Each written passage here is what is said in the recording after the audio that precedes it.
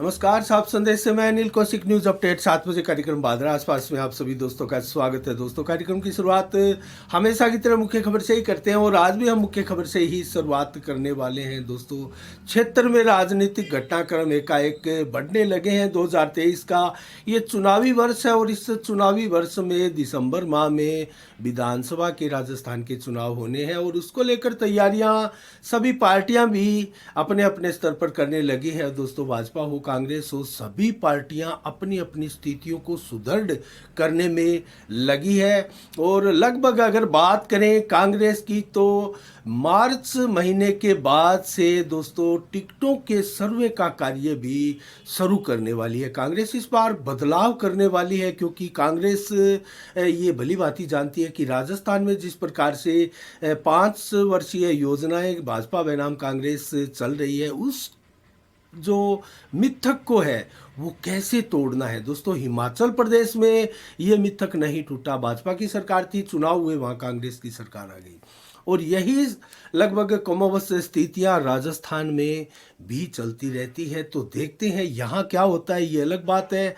आज से बजट सत्र भी प्रारंभ हुआ है तो बजट सत्र में भी काफ़ी हंगामेदार रहने की आशंका है। 8 फरवरी को लगभग राज्य का अंतिम बजट भी आएगा। इस सरकार का 5 वर्ष का कार्यकाल अब पूरा होने वाला है, ये 5वां साल है। और बादरा की बात करें तो यहाँ भी राजनीतिक घटनाक्रम एक के बाद एक शक्ति प्रदर्शनों से दोस्तों आपको रूबरू करवाने लगा है। और कल जो बलवान पूनिया का शक्ति प्रदर्शन हुआ डुंगराना गांव में विशाल रैली के साथ, उसकी भी हम बात करेंगे। एक जुदा भाषण था बलवान पूनिया का, जो चीख कर जोर जोर से बोलकर भाषण देने की शैली थी, वो लगभग बलवान पूनिया छोड़ते हुए प्रतीत हो रहे हैं। दोस्तों, ये एक अच्छी बात भी है क्योंकि उनके जैसे कामरेडों की एक प्रकार से शैली है दोस्तों, भाषण शैली है, और उनको उस भाषण शैली में जब तक हर 5-7 मिनट में तालियां नहीं बजे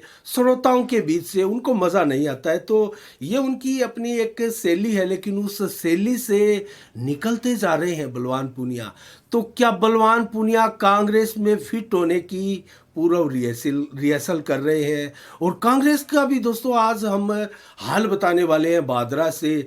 जो 2013 में भाजपा के 14 लगभग टिकट के दावेदार थे, वही हाल कांग्रेस का होने जा रहा है। कौन विटो कर सकता है, ये बात भी आज हम विस्तार से करने वाले हैं।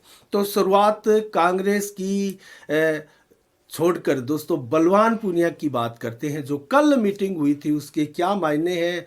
सबसे पहले तो मैं आपको बता दूं, बलवान पूनिया की यह मीटिंग एकदम कामयाब, सफल और शानदार रैली थी। जबरदस्त भीड़ इसमें शामिल हुई थी। इसकी अगर हम तुलना करें तो दोस्तों, क्यों ना करें तुलना, क्योंकि जन आक्रोश सभा के बाद, जन आक्रोश रैलियों के बाद जो रथ चला था भाजपा का जन आक्रोश का, उसमें जन आक्रोश रैली जो सभा के रूप में बीडीएस प्लेस में हुई थी, उसमें जबरदस्त भीड़ संजीव बेनीवाल द्वारा जुटाई गई थी। गांव के हर गांव ढाणी से वाहन आकर वहां भीड़ जबरदस्त थी। हमें एग्जैक्ट संख्या आपको उसकी और इसकी अब नहीं बताने वाले हैं, क्योंकि ये बता देते हैं इतना काफी है कि संजीव बेनीवाल की जो सभा थी उसके मुकाबले ये भी जबरदस्त सभा थी। दोनों ही सभाओं का हम आकलन करें तो दोनों बराबरी की सभा हम मान सकते हैं।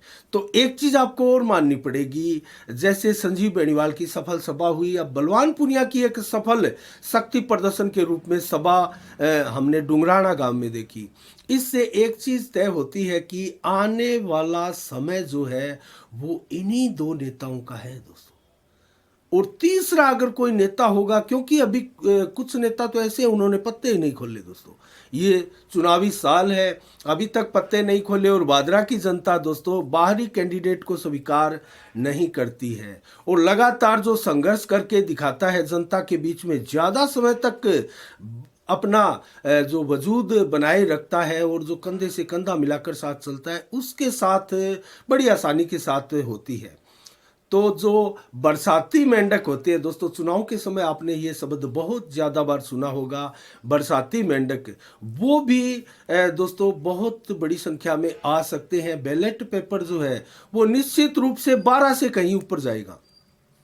12 का बेल्ट पेपर इससे कहीं ऊपर जाएगा निश्चित रूप से। तो वो 12 से ज़्यादा लोग कौन होंगे जो चुनाव लड़ेंगे, उनमें कितने प्रभावशाली सीरियस उम्मीदवार होंगे, इसकी भी हम आगे लगातार समीक्षा भी करते रहेंगे, बातें भी करते रहेंगे। बात हो रही है बलवान पूनिया की सभा की। शानदार सभा हुई, उन्होंने बहुत शानदार मैसेज दिया और ये बता दिया कि वो प्रमुख रूप से उम्मीदवार 2023 के चुनाव में मैदान में डटे रहने वाले उम्मीदवारों के रूप में है। और दूसरा कौन होगा वो वक्त बताएगा, किसको किस प्रकार की टिकटें मिलती है, किस प्रकार का चुनावी रण यहाँ सजता है, उसकी हम बारीकी से आगे भी विश्लेषण समीक्षा करते रहेंगे। इस सभा की खास खास क्या क्या बातें रही दोस्तों, ये पूर्व कृषि उपज मंडी के चेयरमैन कहे या मिलाल मूड पूर्व पार्षद भी रहे हैं, उनकी तरफ से पार्टी आज विधिवत रूप से ज्वाइन की गई माकपा, वो भाजपा छोड़कर माकपा में आए हैं और उनके ही अथिक प्रयासों से ये सभा का आयोजन जो है डुंगराना में किया गया था। लेकिन ये एक सिरे का एक पहलू है, यहाँ हर गांव से कामरेड गाड़ियों के साथ, काफिले के साथ डुंगराना पहुंचे थे। तो ये तो दोस्तों अपना अपना एक पैटर्न है, तरीका है। और सभा में भीड़ जुटाना हर संभव कार्य होता है, सभी कार्यकर्ताओं का उसमें सभी एडी चोटी का जोर लगाते हैं। एक किसी व्यक्ति को इस सभाओं का, इन शानदार सभाओं का श्रेय नहीं दिया जाता, क्योंकि इसमें बहुत बड़े कार्यकर्ताओं की टीम वर्क छुपा होता है दोस्तों। तो किसी एक को सभा का जो है वो दायित्व या श्रेय नहीं दिया जाता। अब बात करें इस सभा में बलवान पूनिया का जुदा जो भाषण था वो किस प्रकार का था। किसान भवन का जिक्र किया, कहीं ना कहीं उनके मन में एक टीस है कि ये जो किसान भवन शोपत श्री कामरेड शोपत सिंह के नाम से जो किसान भवन बनाया जा रहा है, वो भाजपा और भाजपा के कार्यकर्ता एकदम उसको फोड़ने की बात कर चुके हैं दोस्तों, तोड़ने की बात कर चुके हैं। तो ऐसे में एक मैसेज अलग प्रकार का है और सीधा आरोप भाजपा और विपक्ष का है, कामरेड के अलावा जो विपक्ष है उनका, कि ये कामरेड अपना एक ऑफिस स्थापित कर रहा है। तो ये कोई किसान भवन नहीं है, किसान भवन के नाम पर ये कब्जा करने की कवायद है। और दोस्तों एक चीज़ और बताऊं, ये जो भूमि है जहां बनाया जा रहा है और जो ईदगाह के साथ पास कहे या फिर थाना के पास इसको कहे या बीच में कहे, दोनों के, इसको लेकर बड़ी कंट्रोवर्सी भादरा क्षेत्र में छिड़ी हुई है और मुस्लिम समाज की नज़रें सदैव यहाँ रही है। और यहाँ इस प्रकार का जो निर्माण होने जा रहा है उससे मुस्लिम वर्ग का एक बहुत बड़ा तबका नाराज है। तो उसकी नाराजगी आगे विधानसभा में क्या रंग ला सकती है ये एक अलग बात है। लेकिन एक टीस है बलवान पूनिया के दिलो दिमाग में कि ये टूटना फूटना नहीं चाहिए। तो इसको लेकर कहा कि किसान भवन जो है वो आप उसके थ्रू एकदम मजबूत रहे। और दूसरी बात जो है वो अपने विकास कार्य गिनवाए और नई घोषणाएं की।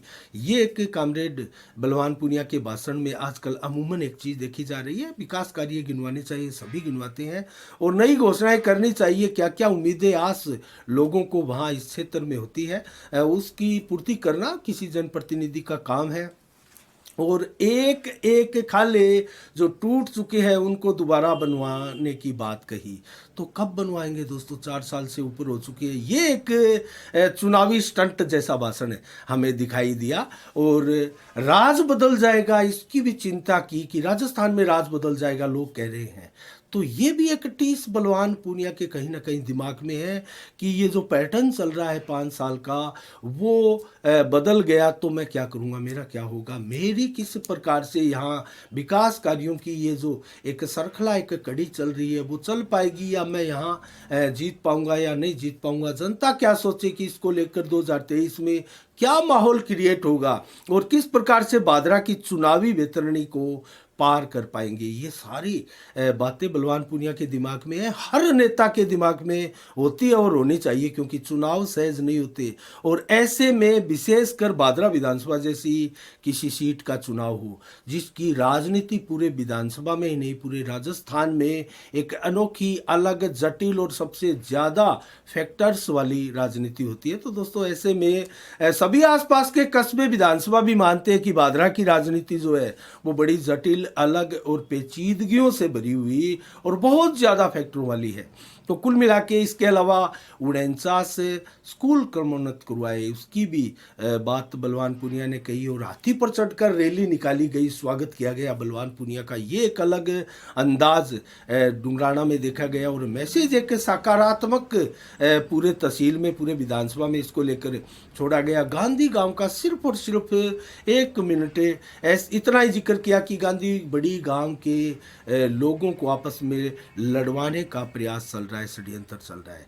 और चेयरमैन कैसे बनाया गया हाजन बैतुल बानो को और उससे पहले हाजी दाऊद कुरैशी को, ये जनता को बताया गया और किस प्रकार से पार्षदों का इधर उधर आदान प्रदान किया गया, इसके ऊपर फोकस डाला। और साथ में मोदी पर बरसना भी नहीं भूले। तो ये अब कुछ चेंजिंग की है बलवान पूनिया ने अपने भाषण में, देखते हैं इस सब चेंजिंग के थ्रू वो कितने कारगर और एक अलग छवि अपनी भादरा विधानसभा की जनता के बीच में बना पाएंगे। इसके ऊपर हमारी नज़रें लगातार बनी रहेगी। लेकिन हम बात करते हैं दोस्तों क्षेत्र की कानून व्यवस्था, चोरी हो रही है उसको लेकर, और जो हत्या, लूट, आगजनी की घटनाएं हो रही है उसको लेकर एक ज्ञापन कल संयुक्त व्यापार मंडल के विभिन्न घटक दलों ने दोस्तों कल पुलिस अधीक्षक के नाम सीआई महोदय को दिया और उसमें साफ कहा कि मोटरसाइकिल चोरी, खुलेआम चैन झपटने की, जो लूटमार करने की प्रवृत्ति है वो बढ़ती जा रही है। दुकानों में चोरियां बढ़ती जा रही है, पिछले काफ़ी दिनों से चोरियां बढ़ी है और दोस्तों बरामदगी उसमें नहीं हो पा रही है और अपराधियों को पकड़ने का कोई गंभीर प्रयास नहीं हो रहा। अपराधियों के हौसले बुलंद है और नशे का कारोबार किस कदर क्षेत्र में दोस्तों कहर बरपा रहा है। इन सभी अपराधों के पीछे कहीं ना कहीं नशे के प्रवृत्ति का बहुत बड़ा हाथ है, इसमें कतई कोई संदेह नहीं है। तो संयुक्त व्यापार मंडल के विभिन्न घटक दलों द्वारा ये ज्ञापन दिया गया और संयुक्त व्यापार मंडल के इन घटक दलों में भी भारी असंतोष व्याप्त है दोस्तों। कहीं उनकी कोई सुनवाई नहीं हो रही है, चोरी की घटनाओं की एफआईआर दर्ज पुलिस थाने में नहीं होती है। तो इस प्रकार की जो गतिविधियां चल रही है वो कहीं ना कहीं कानून व्यवस्था को लेकर धज्जियां उड़ाने वाली है।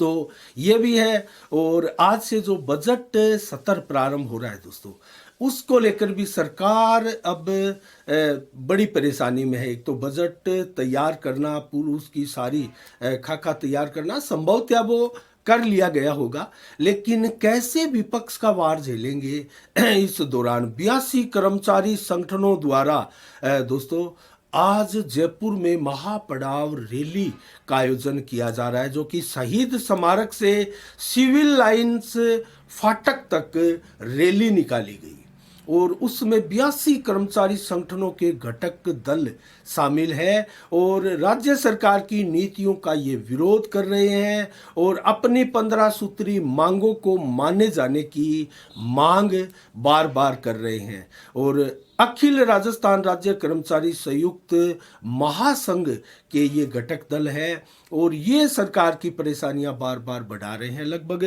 8 लाख कर्मचारियों का प्रतिनिधित्व करता है दोस्तों ये महासंघ।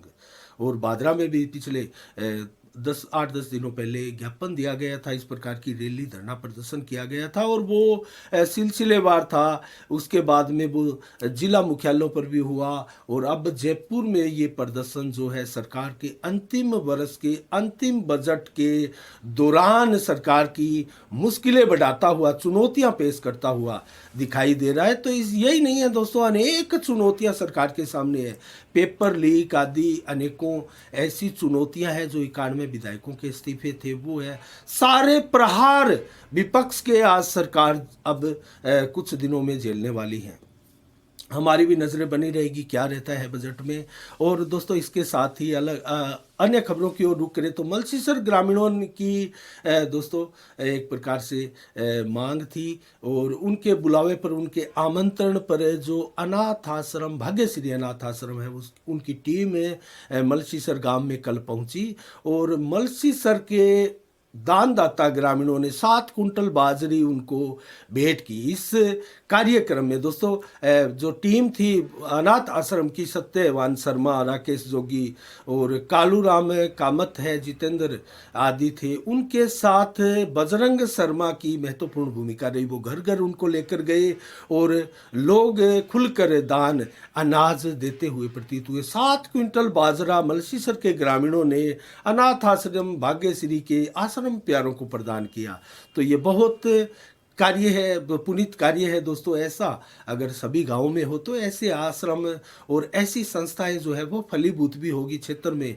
ये जो सकारात्मक ऊर्जा का प्रवाह ऐसी संस्थाएं करती है, और हमारे क्षेत्र के उन गरीब मजदूर और एक प्रकार से जो गलियों में मजबूरी बस फिरने वाले लोग हैं दोस्तों, उनको आश्रय प्रदान करती है। ऐसी संस्थाओं को सबल भी मिलता है।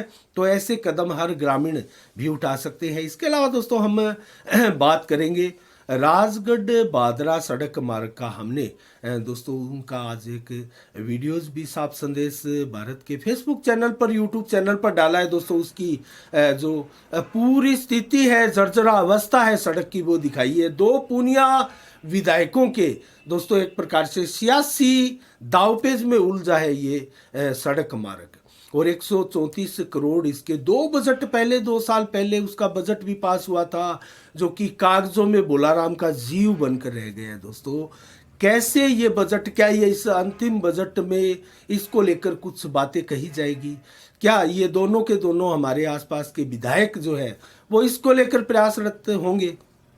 अनेकों घोषणाएं हैं, अनेकों योजनाएं हैं, और 252 जो कार्य स्वीकृत करवाए थे, अनुशंसा की थी बलवान पूनिया ने, उनमें 100 की भी संख्या ऐसी नहीं हुई है कि वो कार्य पूर्ण हुए हैं। 1 साल का समय भी शेष नहीं है, तो नई योजनाओं में कैसे ये कार्य होंगे दोस्तों, बड़ी भारी चुनौती है। और इसके अलावा बात करें दोस्तों अन्य खबरों की, तो श्री कृष्णा पुस्तकालय की बैठक कल एक हुई दोस्तों भादरा में। और ये कृष्णा पुस्तकालय, वो कृष्णा पुस्तकालय जिसकी 2-3 दिन पहले हमने कवरेज भी दी थी। आज़ादी से पहले शुरू हुआ था, विभिन्न स्थानों पर इसका स्थान रहा, और उन बेहतर संस्थाओं में भी शामिल था दोस्तों जो केंद्र से अनुदान पाती थी। और आजकल केंद्र का अनुदान तो नहीं, राज्य सरकार से जरूर कुछ यहाँ अनुदान मिलता है। लालची लोगों की इस पर नजरें लगी, ऐसा आरोप बहुत से लोग लगा रहे हैं दोस्तों। इसकी एक कल बैठक हुई, और जो मौजूदा कार्यकारिणी है उसके लोग नहीं आए उस बैठक में, उनको आमंत्रण किया गया था। उसके बाद में जो एक बैठक हुई थी उसमें अच्छी खासी उपस्थिति क्षेत्र के लोगों की थी, और वहाँ एक कार्यकारिणी बना ली गई, जिसमें अध्यक्ष चंपालाल गोयल को, उपाध्यक्ष दारा सिंह सोनी को, और एक उपाध्यक्ष कुलदीप लुहारीवाला को, सचिव ललित गर्ग सीए को, और सह सचिव दीपक शर्मा को, कोषाध्यक्ष मुरलीधर महिपाल को, सह कोषाध्यक्ष पंकज बाएवाला को, और प्रचार मंत्री ओम सिंह राठौड़ को, संरक्षक बनवारीलाल जी शर्मा, दीवान जी धादीच, और इसके अलावा विजय जी चौबे, श्यामलाल स्वामी, लीलू राम और अन्य, गुलाम रसूल टेलर आदि को दोस्तों इसका संरक्षक नियुक्त बना के एक प्रकार से इस संस्था को अपने हाथों में लेने का और सुधार करने का जिम्मा संभाला गया है। देखने वाली बात है कि क्या इस संस्था का उद्धार ये लोग कर पाते हैं, क्योंकि ये संस्था हमारी भी नज़रें बनी रहेगी दोस्तों। इसकी कोई अगर अलग से कोई खबर आती है किसी प्रकार से, जिस प्रकार की आशंकाएं थी कि इसको इस पर काबिज होने का प्रयास किया जा रहा है, इसका जो गलत इस्तेमाल किया जा रहा था, देखते हैं उसमें क्या सुधार आता है। तो इसके अलावा दोस्तों अब हम बात करेंगे, आपको संक्षिप्त में ही बताएंगे, कांग्रेस की जो सूची है, जो लिस्ट है, वो बड़ी होती जा रही है। वो दोस्तों आगे इसकी, आज समय कम है लेकिन आगे इसकी विस्तार से भी हम समीक्षा करेंगे। लेकिन फिलहाल मैं आपको बताऊं तो कांग्रेस की कवायद चल रही है, मार्च अप्रैल से शुरू होगी, एक प्रकार से टिकटॉक की एक्सरसाइज और कांग्रेस में कई बदलाव भी निश्चित रूप से होने जा रहे हैं। मार्च और अगस्त सितंबर तक सभी टिकटों पर सर्वे का कार्य भी कांग्रेस जल्द से प्रारंभ करने वाली है और लगभग ये मानकर चला जा सकता है कि 13 जो निर्दलीय थे सरकार में अब समर्थन कर रहे हैं उनको टिकट मिले, और जो बसपा के जो टूटकर कांग्रेस में आए थे उन विधायकों को भी टिकट मिले, ऐसी संभावनाएं भी दिखाई दे रही है। लेकिन किसकी टिकट कटेगी भादरा जैसे क्षेत्र में, तो कांग्रेस का कोई मजबूत प्रहरी नहीं है दोस्तों। तो ऐसे में टिकट किसको मिलेगी, लाइन लंबी है दोस्तों। हम बात करें कांग्रेस के, मैं टोटल एक बार नाम बता देता हूं आपको। दयानंद बेरवाल है, फ्रेश चेहरा है, नया चेहरा है, इस बार एक मजबूती से उभर कर आया चेहरा है। बजरंग सहारण है, वो भी कांग्रेस की टिकट का एक मजबूत चेहरा, नया चेहरा माना जाता है दोस्तों। एसपी सिंह जो कि अभी तय नहीं कर पा रहे हैं किस पार्टी में जाएंगे, संभावनाएं हैं, लेकिन वो भी कांग्रेस का एक मजबूत चेहरा माना जा सकता है। संदीप ढूकिया एक नया चेहरा माना जा सकता है। अगर बागडोर सचिन पायलट को मिलती है तो ये चेहरा सबसे बड़ा होगा, क्योंकि सचिन पायलट के ये एकदम नज़दीकी और खास में माना जाता है। शोभा सिंह डूडी पूर्व जिला प्रमुख, ये भी एक बड़ा चेहरा है और डूडी परिवार की तरफ से, क्योंकि जो जयदीप डूडी है वो भाजपा में जा चुके हैं, तो डूडी परिवार का ये एक बड़ा चेहरा है जो कांग्रेस की टिकट की मांग कर रहा है। सतपाल नेहरा जो कि जयदीप डूडी के साथ रहे हैं, संगठन की गतिविधियां सदैव संभालते रहे हैं, नंबर 6 पर है। 7 पर कृष्ण चंद्र बाबू, दोस्तों ये वो परिवार है रामगढ़ का जो लक्ष्मी नारायण बाबू 2 बार, जहां बात करें नोहर की तो 2 बार विधायक वो रह चुके 1980 और 85 में, और 1990 की बात करें तो वो जीत नहीं पाए थे, सुचित्रा आर्य जीती थी, लेकिन वहां मुख्य विपक्षी दल वो रहे थे। तो ऐसे परिवार के कृष्ण चंद्र बाबू भी इस बार अपनी किस्मत आजमा सकते हैं। शेर सिंह गोस्वामी जो हर बार कांग्रेस की टिकट की मांग करते हैं और गैर जाट एक बड़ा चेहरा माना जाता है। विक्रम सिंह राठौड़ जो कि गोगा मेडी के हैं, गैर जाट एक बड़ा चेहरा कांग्रेस की तरफ से माना जाता है। ये 9 नाम तो ऐसे हैं जो कुल मिला के हम थोड़े सीरियस और वजनदार नाम मान सकते हैं। इसके अलावा नंबर 10 पर शेर सिंह बेनीवाल कांग्रेस की टिकट मांग रही है। रविंद्र मोटसरा कांग्रेस की टिकट मांग रही है, युवा चेहरा है, एनएसयूआई से अपनी शुरुआत की थी। और मास्टर शबीर हुसैन का नाम भी ले सकते हैं, निज़ाम मोहम्मद है, अल्पसंख्यक के चेयरमैन रहे हैं प्रकोष्ठ के दोस्तों, उस परिवार से उनके साले साहिब हैं। और अजीत बेनीवाल भीम सिंह बेनीवाल के पुत्र है गांधी बड़ी से, और ये पूर्व में प्रेस कॉन्फ्रेंस कर चुके हैं, हर हाल में चुनाव लड़ने की घोषणा कर चुके हैं, कांग्रेस टिकट की मांग कर रहे हैं। रविंदर शर्मा अध्यापक भी है। तो ये 14 चेहरे मैंने आपको एक मौखिक तौर पर नाम आपको बताए हैं, लेकिन विटो करने वाले अभी बाकी है दोस्तों। आपको याद होगा 2013 का वो विधानसभा चुनाव जिसमें 14 भाजपा के चेहरे थे, लेकिन विटो करके संजीव बेनीवाल आए और भाजपा की टिकट ले उड़े, चेयरमैन भी बने, जो विधायक भी बने। तो ऐसा भी विटो करने वाले यहाँ है। बलवान पूनिया वर्तमान विधायक, वो निश्चित रूप से विटो कर सकते हैं, टिकट भी प्राप्त कर सकते हैं। वो रिहर्सल कर रहे हैं, खुलासे नहीं कर रहे हैं, लेकिन कुछ भी हो सकता है दोस्तों। ये भी तय है, वो कांग्रेस की टिकट भी ला सकते हैं और कांग्रेस की टिकट वो समझौते में भी यहाँ साइलेंट रखवा सकते हैं, इतना पावर वो रख सकते हैं। दूसरा विटो करने वाला चेहरा दोस्तों अगर बताएं तो बड़ा चेहरा है, वो भी सुखदेव सिंह शेखावत का। वो भी कुछ भी कर सकते हैं, कांग्रेस की टिकट के बहुत नज़दीक है, और जो अशोक गहलोत है उनके खास माने जाते हैं, वो नज़दीकी हैं उनके भी। तो सुखदेव सिंह शेखावत भी बड़ा चेहरा है, गैर जाट एक ऐसा चेहरा है। 33,666 वोट लेके उन्होंने ये साबित भी किया है कि वो भादरा से कुछ भी करने की स्थिति में मौजूद है।